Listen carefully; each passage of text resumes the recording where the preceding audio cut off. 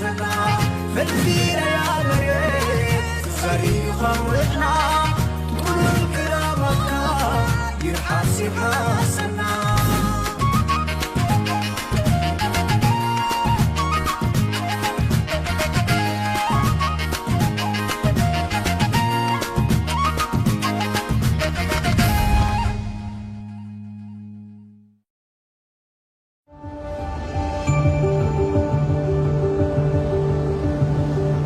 At the meeting point of sea and sky, where the ancient waters of the Red Sea embrace Africa's eastern shores, stands a nation shaped by courage, sacrifice, and an unbreakable spirit.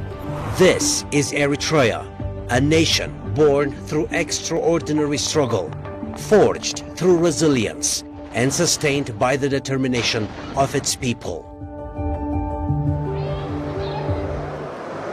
Today, as Eritrea celebrates the 35th anniversary of independence, the nation reflects not only on how far it has come, but on the enduring values that have carried it forward: unity, dignity, and hope. 35 years ago, independence was won through sacrifice, but nation building was only beginning. And in the decades since, Eritrea has written a remarkable story, not of excess, but of perseverance, not of shortcuts, but of steady progress built by its own hands. The story begins here, along one of the world's most beautiful and strategic coastlines. Stretching across more than 1,900 kilometers, Eritrea's Red Sea coastline is a treasure of global significance. Its waters shelter the breathtaking islands of the Dahlak archipelago, home to some of the most pristine coral reefs on Earth. Beneath these waters lives an extraordinary world.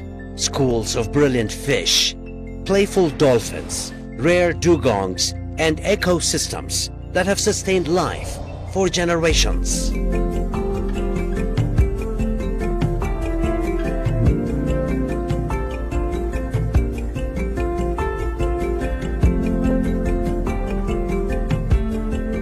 For Eritreans, the sea is more than geography. It is livelihood. It is heritage. It is memory. It connects fishermen casting their nets at dawn to ancestors who once crossed these waters centuries ago.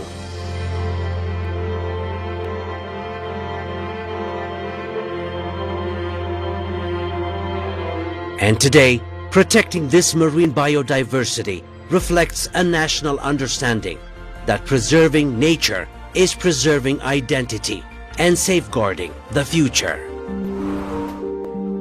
From the coast, the land rises dramatically. Mountains stretch towards the clouds, highlands unfold into breathtaking valleys, and escarpments carve bold lines across the horizon.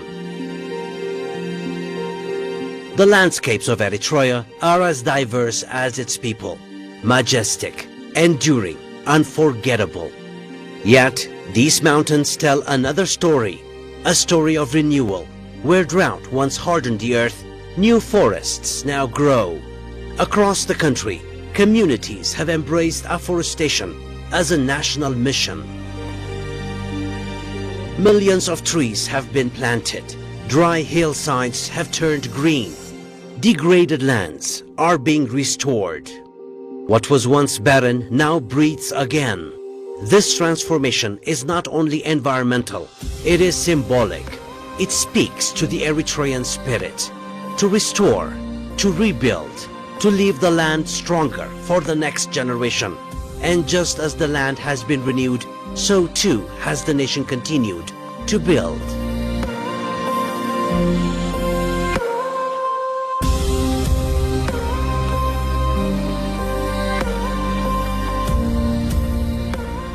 Across Eritrea, roads now reach where once only footpaths existed. Villages once isolated are now connected. Mountain roads carved through impossible terrain. Built largely through domestic effort and national resolve, these roads are more than infrastructure. They are arteries of progress. They connect farmers to markets, students to schools, and families to opportunity. They represent a deeply held belief that development built by one's own hands carries a different meaning. It carries dignity. Across towns and industrial zones, factories and workshops are steadily expanding. Small enterprises fuel local economies. Large industries create jobs and strengthen production.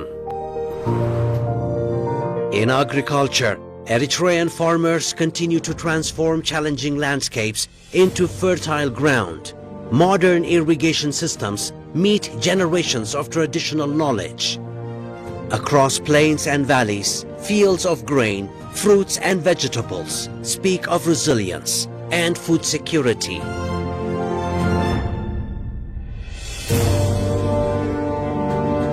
In medicine and healthcare, progress continues quietly but powerfully. Clinics and hospitals are expanding. Access to healthcare reaches farther than before. Children are surviving. Mothers are thriving. Communities are becoming healthier. These achievements may not always make headlines, but they matter deeply because they are built not on dependence, but on self-reliance. And perhaps nowhere is Eritrea's spirit more visible than in its people. The strength of Eritrea has never been measured solely by geography. It has always been measured by the character of its citizens. Across this land live communities of extraordinary diversity. 9 ethnic groups, each preserving its own language, traditions, music, clothing, and customs, yet united by one national identity. From the Asmara highlands to the coastal plains, from the western lowlands to the southern valleys, Eritrea's cultural tapestry is rich and vibrant. Traditional dances pulse with energy and pride. Colorful garments tell stories older than memory. Songs passed down through generations echo through weddings, festivals, and village celebrations. The beat of drums, the rhythm of clapping hands, the joyful ululation of women. These are not simply performances. They are living expressions of belonging. In every home, hospitality is sacred. In every community, elders are honored. In every child, the future is nurtured. And it is this shared sense of unity in diversity that remains one of Eritrea's greatest strengths.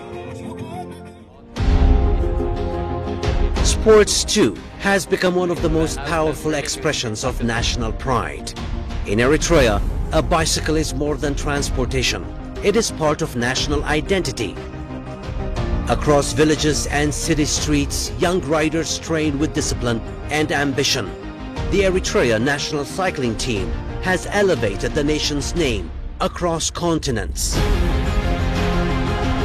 From steep mountain roads to international podiums, Eritrean cyclists have become symbols of endurance and excellence. Their victories inspire a generation. Their journey mirrors the nation itself. Uphill, determined, unstoppable. I don't think Philipson is going to believe this. Last year he was unbeatable. Now Gomai is the rider with the power.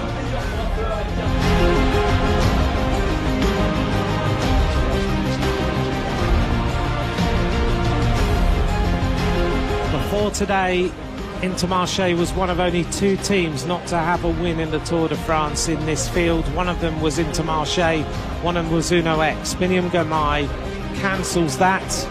Almost came close to Gomai, but Gomai held on to take the first ever win for Eritrea at the Giro d'Italia, a moment of history in the making.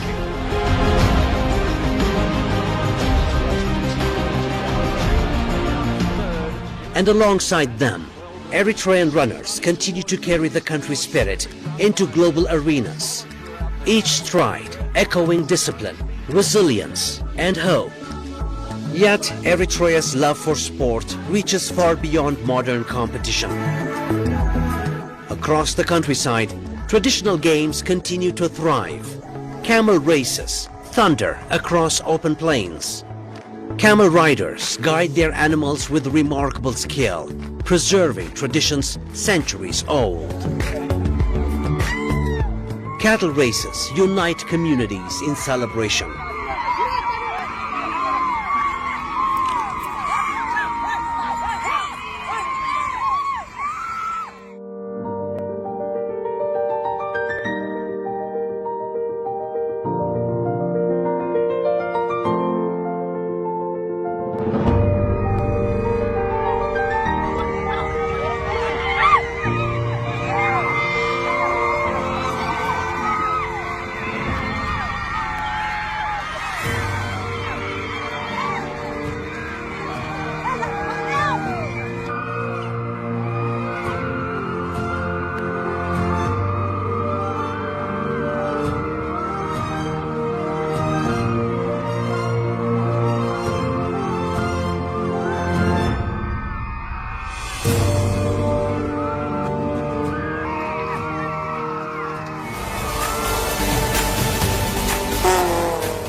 Car races held on special occasions also bring excitement and laughter.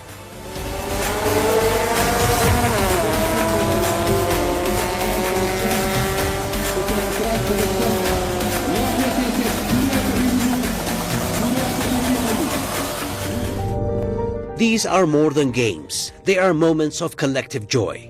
They preserve memory. They strengthen community. They connect generations. They remind Eritrea that progress and tradition can move forward together. At the center of all of this is one enduring truth. Eritrea's greatest wealth is its people. The farmer rising before dawn. The teacher opening a classroom door. The doctor in a rural clinic. The engineer building a road. The athlete training in silence. The mother nurturing hope. The young student dreaming of tomorrow. Each contributes to the national story. Each carries independence forward. And that is what makes this anniversary so profound. 35 years is more than a measure of time. It is the story of a nation that refuses to surrender to hardship. A nation that chose dignity over dependency. A nation that continues to believe in its own capacity. The road has not always been easy. Challenges remain. But Eritrea has never measured progress only by speed. It has measured it by resilience and by consistency, by purpose. And now, as a new generation rises, Eritrea looks ahead towards sustainability, towards innovation, towards greater opportunity, towards stronger communities, towards peace. Its children are learning, its youth are building, its women are leading, its communities are growing, and the future, like the Eritrean horizon, is wide and full of promise. As the sun sets over the Red Sea and rises again over the highlands, Eritrea continues its journey. From the coral reefs of its coast to the green mountains of its interior. From the roads carved through stone to fields cultivated by determined hands. From songs and dances that preserve identity to athletes racing towards tomorrow. Eritrea stands as a testimony to what resilience can achieve. A nation built through sacrifice, strengthened through unity, and carried forward by hope. At 35, Eritrea does not simply celebrate independence. It celebrates endurance. It celebrates dignity. It celebrates progress. And above all, it celebrates its people. Happy 35th Independence Anniversary, Eritrea, a nation of resilience, a nation of culture, a nation of pride, a nation of promise. And its story is still being written.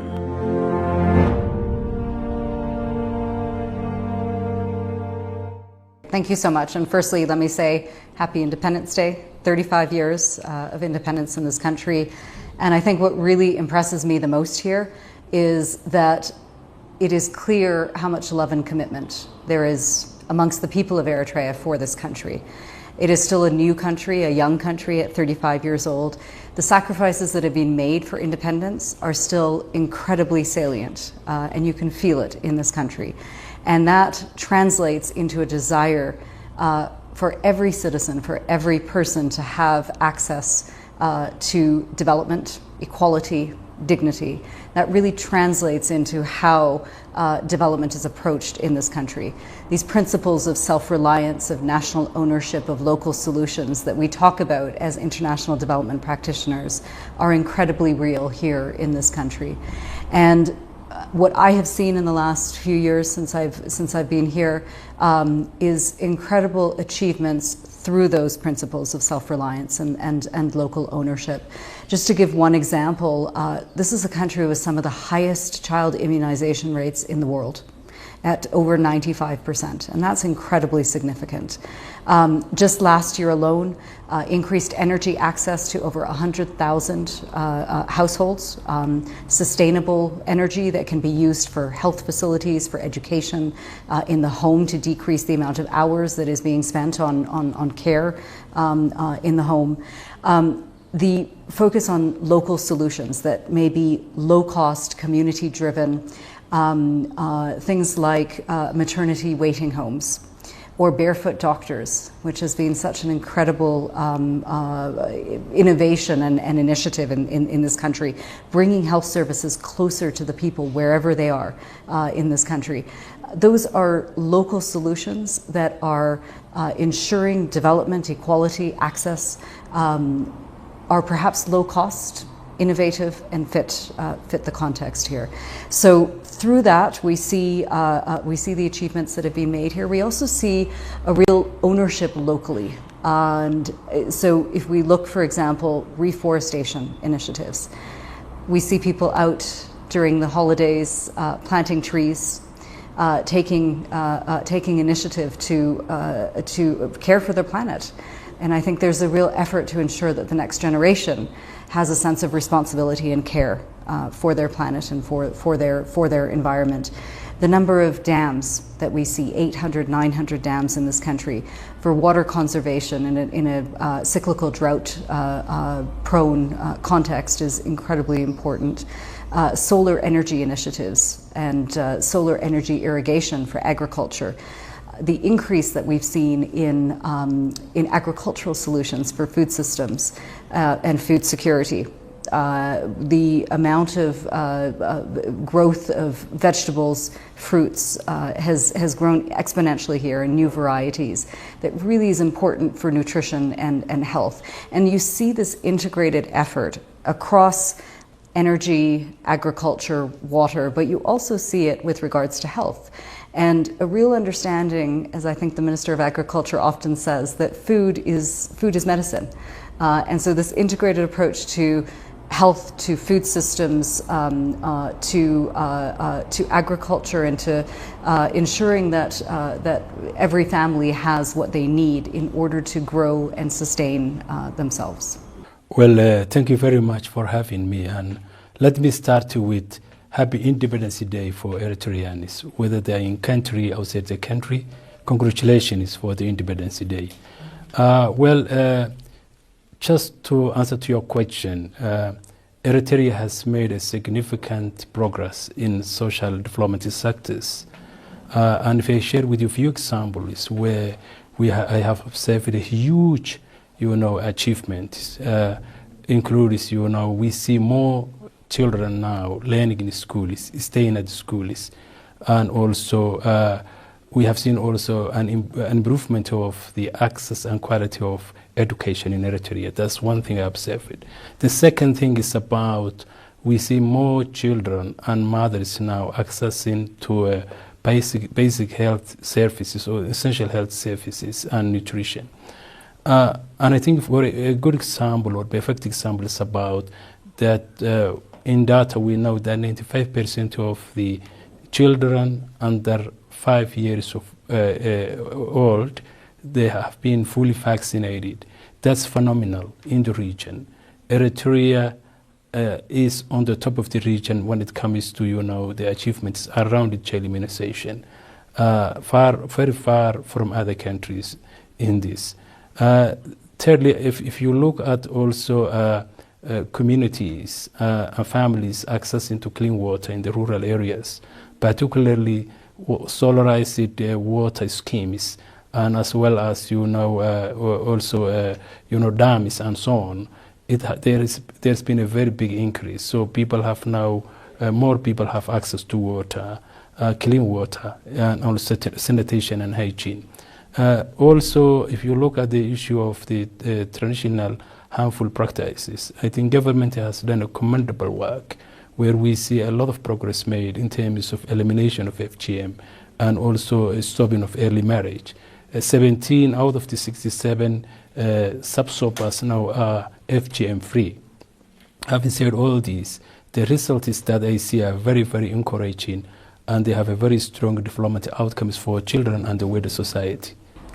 First of all, this year, starting last year and going to 2026, Eritrea has taken the bold attempt to draft its development plan. The plan is at the draft stage and it's been reviewed. In my view, that's a huge milestone. It came out of broad consultations from different entities, ministries, and it took time to also consult other people who are supposed to be the beneficiaries of any development that comes in this country. So for me, that's a very interesting milestone achieved by this country. Firstly, I would like to say hearty congratulations to the government of the state of Eritrea for 35 years of independence. This is a really big milestone, and I joined everyone to celebrate this milestone. In the health sector, there has been significant improvement since independence in Eritrea. For example, life expectancy has improved from 55 years in 2000 now to 68 years in 2025. This is significant. Eritrea's increase in life expectancy is about 2% over the regional average. The region has increased by about 10 years. Eritrea has increased more than that, about 13 years. So this is really, really significant progress. It means the country, in terms of health, is ahead of so many countries on the continent here in Africa.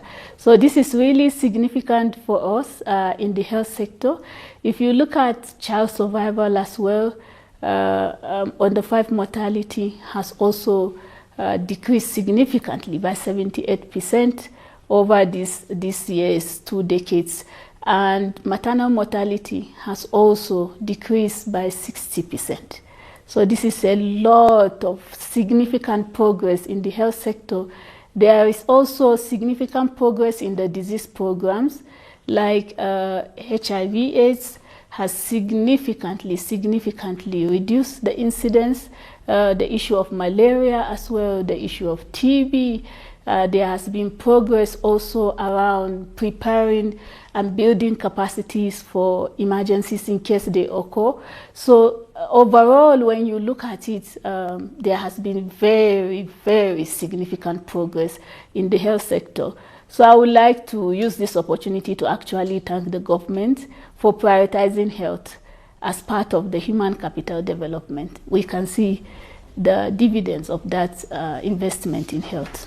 Is the action government has taken through the National Statistics Office to do Eritrea population health survey. This survey will provide not only baseline data that the country needs for planning purposes, but it will also be useful to all of us, not only government, to all of us, all development practitioners in terms of monitoring and even later on evaluation of projects. So these are softer issues, not hardware, but they play a key role in the development of any country. Thank you so much. Yohanam Nakulam Eritrean for the 35th Independence Day. In the last 35 years, Eritrea has made many progress.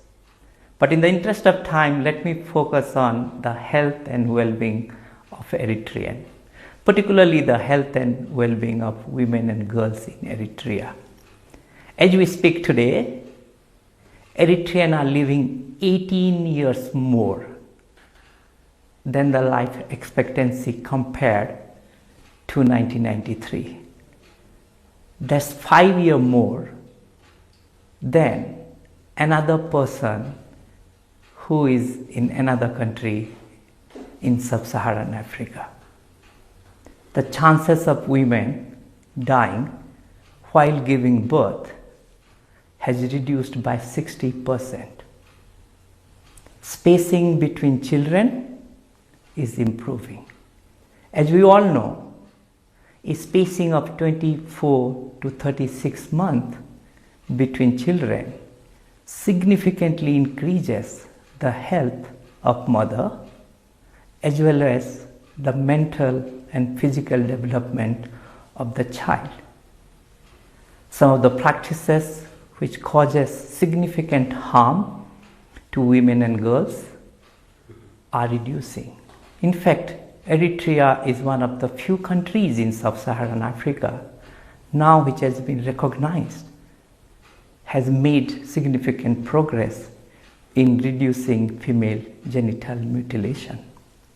One must be wondering, with all these challenges and in all the countries surrounding in sub-Saharan Africa, how is it possible that Eritrea is making a difference? Let me highlight 3 quick success factors. The first one, government of Eritrea has created over the years an extensive and effective network for delivering primary health care to all its people, including to women and girls. The country has mastered the art of mounting a whole of society approach where the government, the unions, the religious institutions, the communities, they come together to tackle a particular issue. We have not seen in many other places that's happening. More importantly, the government is using evidence to make investment and design plan, program and implementation, which perhaps producing much more impact than what is expected out of the investment which Eritrea is making. Simply put, Eritrea has built a resilient primary healthcare system to mount multi-sectoral responses in an integrated way. As we speak, the government of Eritrea is finalizing the Eritrean Population Health Survey. This survey will not only tell us the progress, what has happened in the last 15 years, but also identify some of the areas which the government may pay more attention to. We, as UNFPA and the UN system, are very proud to be part of this journey. And we are happy to add value to the priorities of Eritrea. By addressing the needs of women and girls, the government of Eritrea is creating an environment to harness multiple dividends: the health dividend, the education dividend, the climate dividend, the gender dividend, the economic dividend, the demographic dividend, and they create a more prosperous and equal society in Eritrea. The UN is the partner that accompanies Eritrea on its development journey. We are not here to prescribe, we are not here with the solutions. We are here to listen, to hear what the priorities of this country are, and this country knows best what its needs are, what its priorities are, and what solutions fit this local context. And our role as the UN is to then accompany on that journey, to bring partnerships, technical expertise, resources where relevant, to bring in the experiences of other countries where we can learn from that, to bring in other partners. We are a global organization with 193 member states. We can convene, we can bring technical expertise. That's really our role in accompanying countries on their national development trajectory. There are many, but one is the Eritrea project, where government had the bold initiative to expand electricity access to the rural community. That's no small feat. Normally in other places, the focus is on the urban areas and the rural areas, but taking the bold attempt, as the government has done, to expand electricity access to communities within Eritrea area is highly commendable and is impactful. Impactful for one or two things. One, it provides the normal energy that we use for everyday use.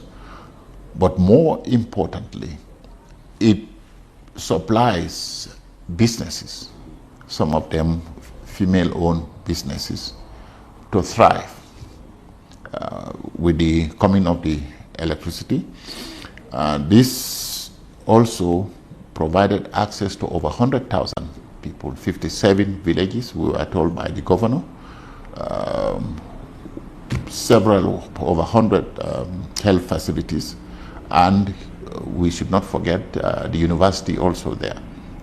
So these are investments that are transformative. In terms of development in the health sector, for me, it's the progress that we have made in terms of strengthening the health system itself. The government has a holistic approach to ensuring that the health system is strengthened and is able to provide quality health services to the population, irrespective of their ability to pay, also irrespective of where they live. So basically, Eritrea has made significant progress in advancing universal health coverage. Services are free to the population, whether you live in Asmara here or you live somewhere in the rocky areas. These services are accessible with different cadres of health workers. The barefoot doctors are there in the communities, providing services, linking the communities to the health facilities to make sure that the communities receive services. So really advancing that universal health coverage is very, very well done in Eritrea. So I would like again to commend the government. Not so many countries have achieved this universal access to health services. So this is really very commendable. Just to mention, UNICEF is a child rights organization, and it has a global mandate to protect the rights of the children and to advance the well-being of the children. I want to mention that the Eritrean government has made a commendable achievements in a number of fronts where children can benefit. And for example, if I give you examples where UNICEF has supported government programs, for example, if you look at the relaunching or establishment of pet food doctors, which provides health services outreach to a lot of communities who are not in the mainstream but live far away in the mountains or mobile groups. I think that's one area we have been supporting both in training, capacity building and establishment. Secondly, if I go back to the child immunization, UNICEF supports the procurement of vaccine and non-vaccine supplies, and in that we support the uptake of vaccine, and that's one really another good area I just want to mention. Also, I want to mention the issue of the For example, more recently we supported also installation of oxygen plant in Madafera Hospital. It's a regional hospital. That oxygen plant is a very, very big one, and it can accommodate the needs of 1 million people living in the Madafera Soba, but also as well as neighboring communities. These are 3 simple examples, but a majority of the result is that UNICEF support is. We have also other sectors like, as I mentioned earlier, WASH, child protection, social protection, and we have been accompanying with the Eritrean government for the last year, maybe 34 years, so that our program and our development of our office coincides with the independence of Eritrea. Having energy that is sourced from renewable, distributed to a larger community where businesses thrive, university benefit, schools benefit, over 100 of them, health facilities benefit. You can have transformative projects, but very few like that. So that stands out for me, and I commend the government, and I hope the proposal to expand to outer villages of this particular grid will succeed. But that is commendable, and it stands out. It ticks every box in terms of SDGs, from education to health to poverty eradication, you name them. So that stands out for me, definitely. Yes, so for WHO, our main priority is to support the health sector. We are looking at 3 broad areas. We will continue to support the governments in their efforts to advance this universal health coverage, the health system strengthening, ensuring that the people receive the health services, ensuring that the communities receive services that they require at their own level, improving the health of women, children, adults, and the elderly, everyone across the life course. So we will stand hand in hand with the government. We continue to support this great effort in advancing universal health coverage, making sure that no one is left behind. Secondly, we will also continue to support the government in ensuring that they continue to strengthen health security capacity so that the country is ready at every point in time to deal with any kind of emergencies. As you saw in COVID, we say a threat to one is a threat to all. So meaning that an emergency can happen from anywhere around the world, and every country is at risk. So that capacity to be able to detect and to respond effectively is very, very important, and WHO will continue to stand with Eritrea to support this effort in advancing health emergency preparedness and response. We will also continue to stand behind the government in addressing determinants of health, making sure that the population is leading a healthy life. As you know, it requires multi-sectoral approach when you address the determinants of health, working with the health ministry, but also every other relevant sector to make sure that the population receive the information they need to encourage healthy habits that promote health and reduce the impact of other determinants of health on the health sector itself. So finally, ensuring that services are available, whether it is maternal health service, child services, the issues around non-communicable diseases, every other service provided with high quality, delivered with dignity to the people of Eritrea, and ensuring that everyone is accessing this service as the government has envisioned. We are going to continue to support 5 critical sectors. One of them is education, and the other one health, nutrition, WASH, and also child protection. We believe these are areas where we have been successfully supporting the government, and we work within the government priorities and and also different entities in the government that focus on those areas. So UNICEF is committed to continue to support all programs that are within our mandate, but also align with the government priorities. So as I said, health, for example, will continue to support universal health care, and also primary health care, including, child immunization, as well as mother and child health programs. In education, we'll continue to support, resource mobilization, technical support, particularly getting more girls in schools and so on. We will continue also to support WASH, where we want to see more water schemes which are solarized and also climate resilient. So UNICEF's commitment is guaranteed and is going to continue. We will be working closely with the government ministries. As I said earlier, we'll also work within the government priorities. Date palm project has its advantage as well. By the way, date palm project is led by Ministry of Agriculture in partnership with IFAD, FAO and UNDP. Together we've reached many people, give them vitro plants, which hopefully would set this country to be net exporter of date palm later. That vision is still alive, and what also makes it additionally important is because it links the value chain, not only at the production side, but all the way to the processing side.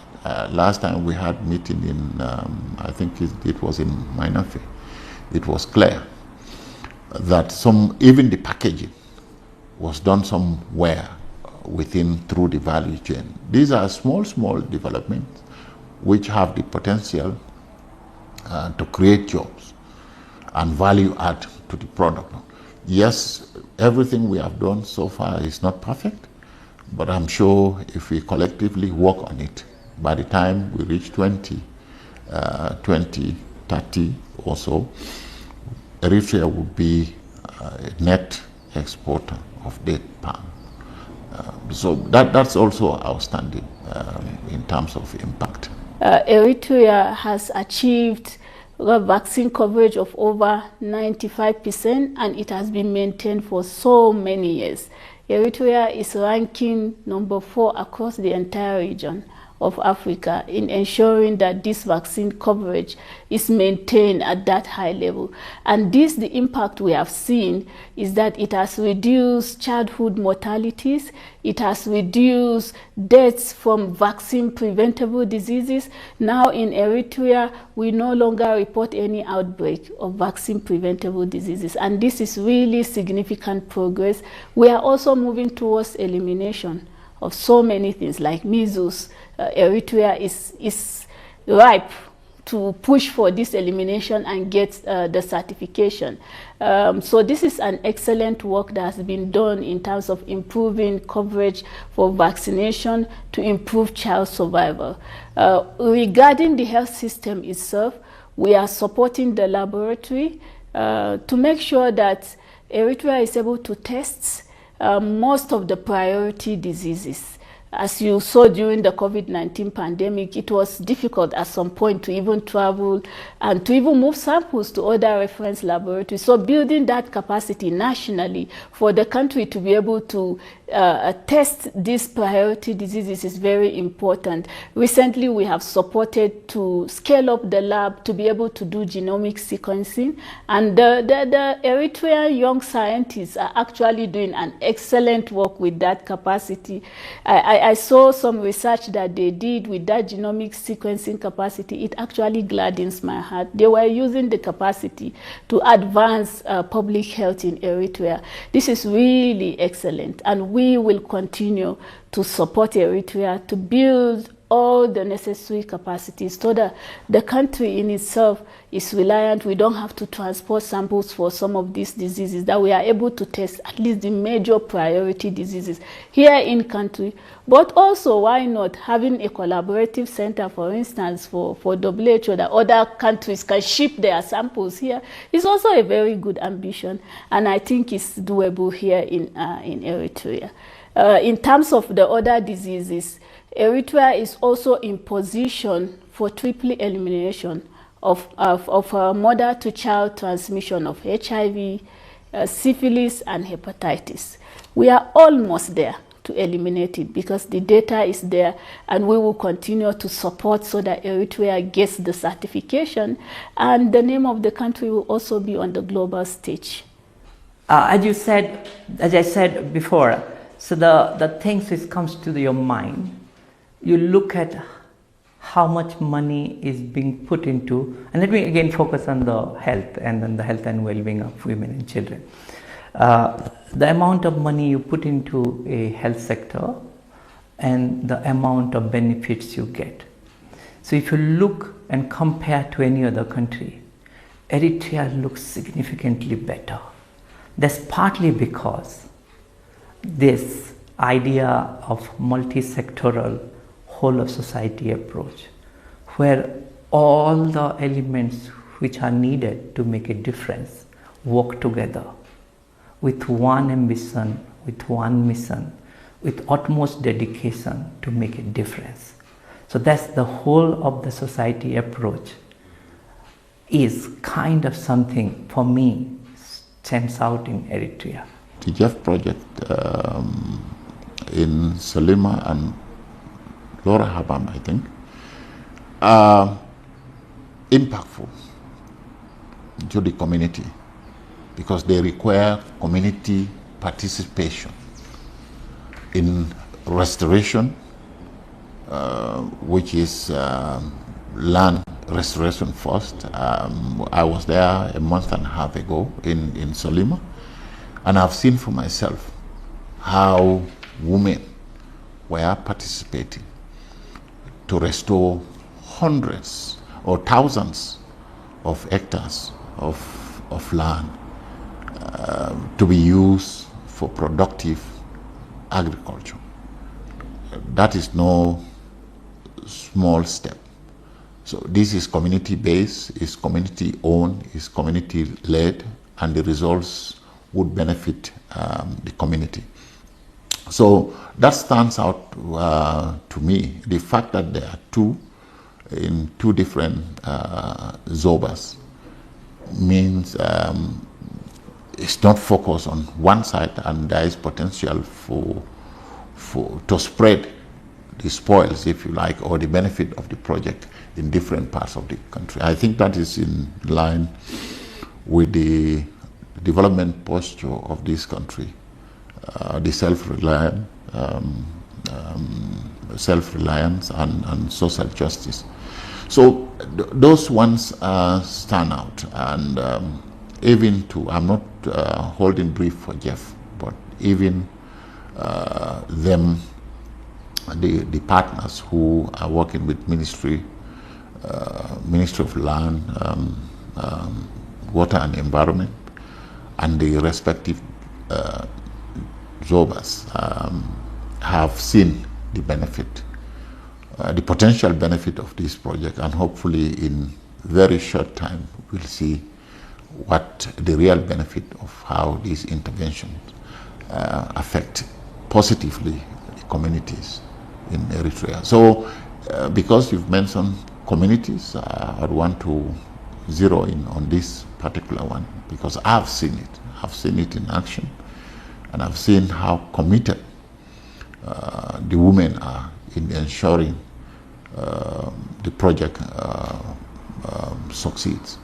So there is a potential there, and it stands out. And in a period where everybody is talking about environmental climate issues, restoring hundreds of thousands of hectares of land is really the way to go. This important occasion, I would like to say congratulations once again to the people of Eritrea for these 35 years of independence. As the health sector, we will continue to support in terms of health to make sure that no one is left behind. But I also would like to thank the people of Eritrea, good people, very resilient. I also like the excellent work ethic here in Eritrea. Superb, excellent people, very resilient in everything they are doing. And I would like to say, I wish you peace and prosperity. And I look forward to many, many more years of celebration for Eritrea. God bless Eritrea. God bless the government of Eritrea. God bless the people of Eritrea. We support the priorities of the government, particularly looking at the health and well-being of women and girls. I think increasingly Eritrea is paying a bit more attention to the health and well-being of young people, particularly looking at the spacing of birth, as I said, because oftentimes we think spacing of birth only benefits mothers, but the spacing of birth has significant benefit for the mental and physical development of the child. You need a society, we need a society, Eritrea needs a society, and the government priority is very clear, of really well developed, both mentally and physically, people who can contribute to the economy, to the society, and to the development of Eritrea. So we are more than willing to work with Eritrea and support the priorities of Eritrea, continue to reducing maternal mortality and improving the spacing of births to create a more prosperous and equal society. First of all, to congratulate Eritrea, the government, and the people for reaching this milestone. From development perspective, I've seen a lot of positives. First, I've seen the ownership of government, the leadership of government in its own development, which helps us as UN, because first it makes us relevant. The fact that government is ready to lead, government is ready to engage, government is ready to prioritize and show us the way in terms of partnership is something commendable. And in difficult times, economically, globally, Eritrea is doing its best in terms of development. So I would say congratulations. I want them to continue. And in not so long time, we will be able to see the benefits. But from the time I've been here, I've really seen these positive steps by the government. And it's good for us because it makes us very relevant.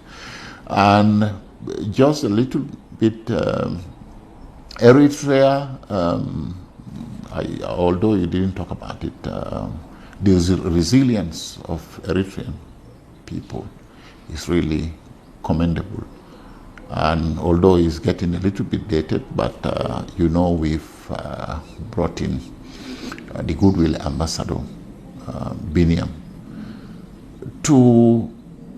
in the face of our campaign for climate, we want to bring Eritrean face, Eritrean voice to read that campaign and that process.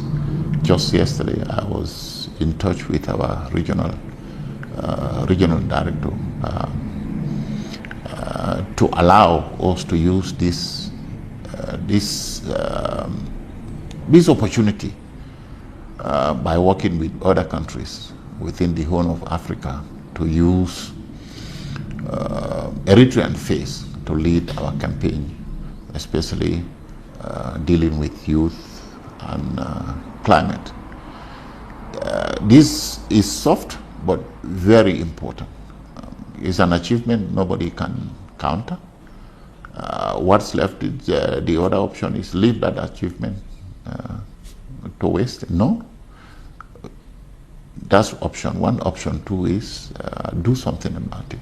What do you do something? Use that face to Eritrea's advantage and to the advantage of the rest of the countries in Africa.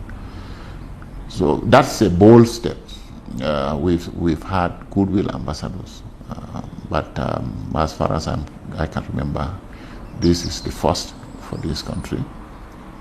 And it's a deliberate attempt to use a talent to be the face of this country in partnership with UNDP, and also to support interventions outside Eritrea in Africa. Through that, it's going to be a win-win situation. Eritrea wins first,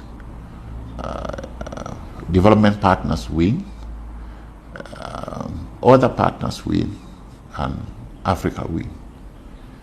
So I would say happy 35th independence to the government and people of Eritrea, and wish them very well in this year and many years to come. Keep on the resilience and the dedication and commitment to create a country which stands out as one of the best countries in the Horn of Africa. I would like to share 3 messages. My first message is about Eritreans are resilient people. They are peace-loving people. And I think they are quite hospitable. So I would encourage Eritrean people to maintain that. That's a distinction from the other part of the region. The second thing which I would like to mention is about the environmental sustainability. I see a lot of reforestation in Eritrea, and that's a very good thing. In other countries in the region, deforestation is going on, charcoal burning is going on, but Eritrean people and government have to maybe continue to maintain that. And finally, I would like to encourage Eritrean communities and families to continue to eradicate traditional harmful practices. We don't want to see that the young girl's body is cut, which is not necessary, but it's only done for traditional reasons. Let me just say again, congratulations. Happy Independence Day. 35 years, this country has achieved so much, and I know that in the next years, there's going to be extraordinary gains, extraordinary successes.